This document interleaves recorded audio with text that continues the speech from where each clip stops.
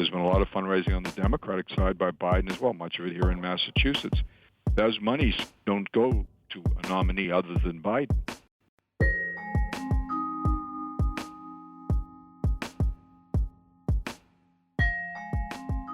Hi there, it's WAMC News Director Ian Pickus, and on this episode of the WAMC News Podcast, a conversation with the top elections official in Massachusetts. Well, Massachusetts Secretary of the Commonwealth William Galvin is on a campaign to rebuild voter confidence heading into the fall elections. He's one of the longest tenured politicians in the state, in office since 1995.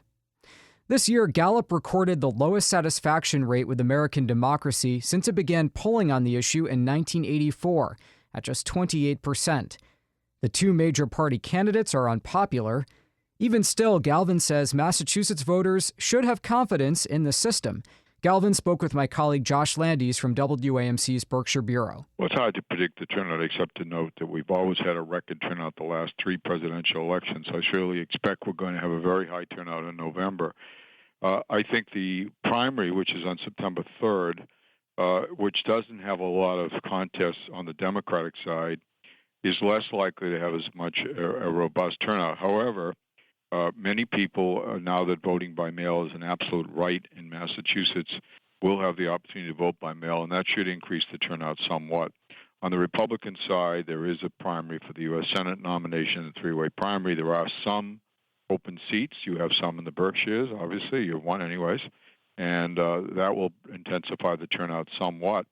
But I think it'll be very determined by the amount of activity locally in the September 3rd primary. Nevertheless, in November will be a whole different story, not just the intensity of the presidential race, but also the ballot questions, which are being finalized over the next few days. So all those factors will contribute to a good turnout, we hope. Now, 4 years ago, the presidential election ended in accusations of election fraud from the loser of that race, former President Donald Trump. Heading into this presidential election, how do you feel the larger public feelings around election security are, given the pervasive narrative of that lie that was perpetuated in the wake of that election? Well, I think we don't forget we had an intervening national election in 2022 for Congress nationwide. And we did not hear and did not see some of the allegations that came about in 2020. And yet it's the same processes. I think there's a concern, certainly amongst not just myself, but other election officials throughout the country, to make sure that people have confidence in the electoral process. The way I've attempted to do it here in Massachusetts over many years is to build confidence in the process itself. So, for instance, we only have paper ballots in Massachusetts. There is no community in the state that votes on anything other than a paper ballot.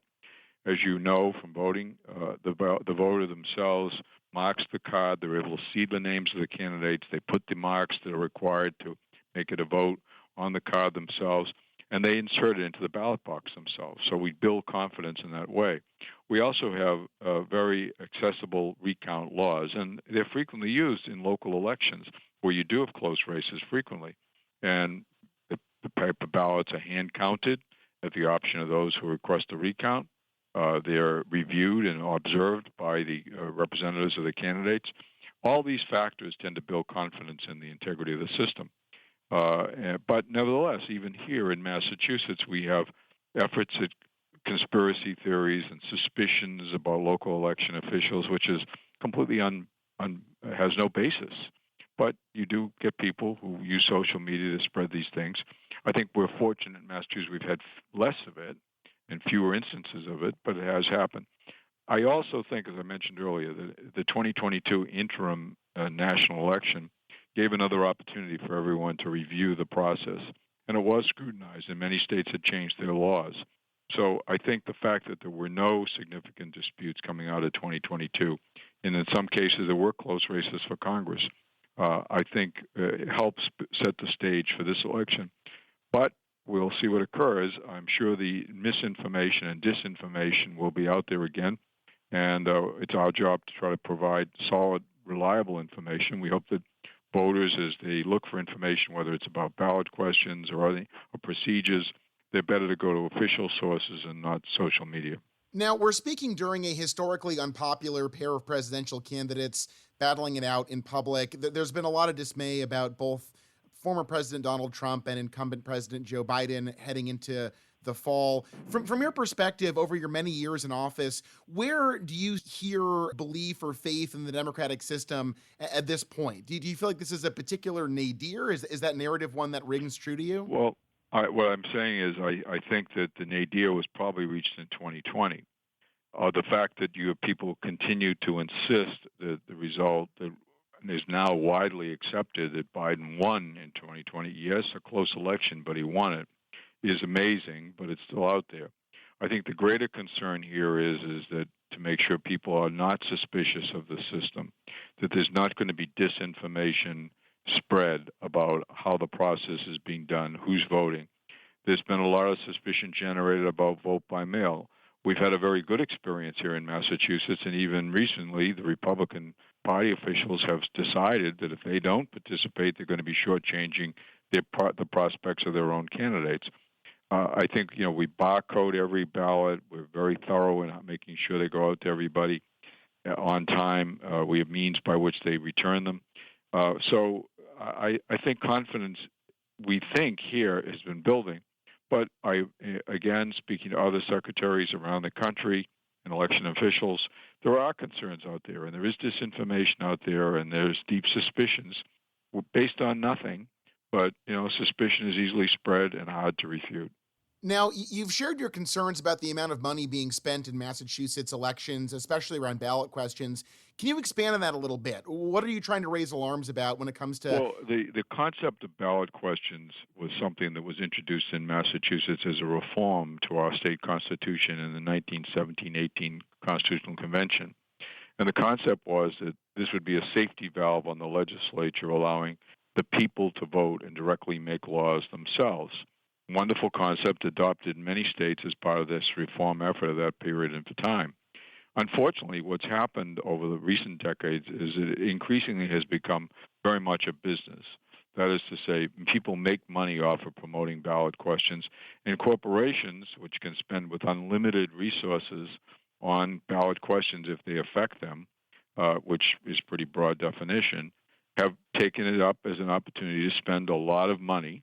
And not just corporations, other interests do as well, but it becomes very much dominated by the spending of money.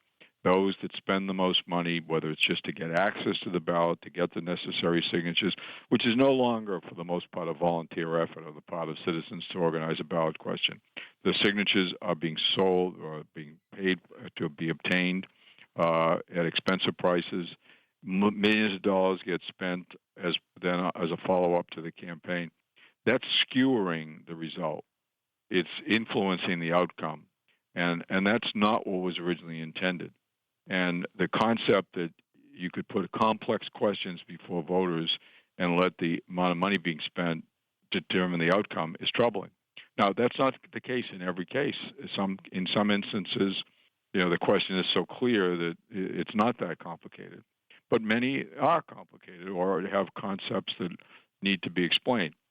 We do, as you know, in Massachusetts, send a booklet out to every single voter, not just detailing all the text of the legislation that's being on the ballot before them, but an argument from each side, summaries. Most importantly, we have a one-sentence statement that immediately precedes where the voter casts their ballot at that point on the ballot, that says what a yes vote will do and what a no vote will do. That's a one-sentence neutral statement that is composed by myself and the Attorney General jointly. And together, we have to agree on it. We also have to tell everyone what the one sentence is. We aim for absolute neutrality, not to try to influence or accept the arguments of either side. And I think that's a very important thing for voters to understand, too, that if they're confused about what a yes vote will do or the effect of a no vote, they need to look at that one-sentence statement, and they need to look at the book that we're going to mail out, the so-called Red Book, which will be coming out in September. Now, you yourself are a Democrat. There's been a lot of conversation in the party about the decision to continue with President Joe Biden as the nominee for president, given his performance in the first debate against Trump. What are your thoughts on that? There's been a lot of calls from some folks in your party for a change on the ticket. It really hasn't been. That's not accurate. There hasn't been a lot of calls. There have been some calls, but I think more significantly, there's clear unease. I mean, people are concerned. They saw the performance the other night as being certainly not acceptable. I think we did see when the president spoke on the very troubling decision of the United States Supreme Court, somebody who was more consistent with what we expected. I think the difficulty of even having the conversation about at this late date of replacing Biden as the nominee is that it's not very realistic. First and foremost, the convention is now next month. The process of getting the nominee of the convention on the ballot, actually because of Ohio's diffident attitude towards filing dates, will occur in early August. The idea that you could somehow upend the whole process without some sort of a ripple effect on the campaign at this point would be extremely difficult. Certainly not last in consideration is the amount of money that has been raised by all sides and the ability of that money to be spent. The Trump campaign just last week received a $100 million donation from Miriam Edelson, a longtime Republican contributor. That also received a $50 million donation last week from another individual, Mr. Mellon. There's been a lot of fundraising on the Democratic side by Biden as well, much of it here in Massachusetts. Those monies don't go to a nominee other than Biden. I mean, there's some theories that some of it could go to Kamala Harris if she were the nominee because she's on the ticket, but they certainly couldn't go to anybody else. So is it realistic at this point to think about another nominee being successful? I think procedurally it's kind of late to be having this conversation. Perhaps it should have been had earlier. Lastly, Secretary, for anyone out there who feels unsure about what it means to vote in Massachusetts this year, what's your sort of final takeaway for them from this conversation? What do you want to impart onto voters? Well, I want to impart to them, first and foremost, they can be confident their vote will be counted.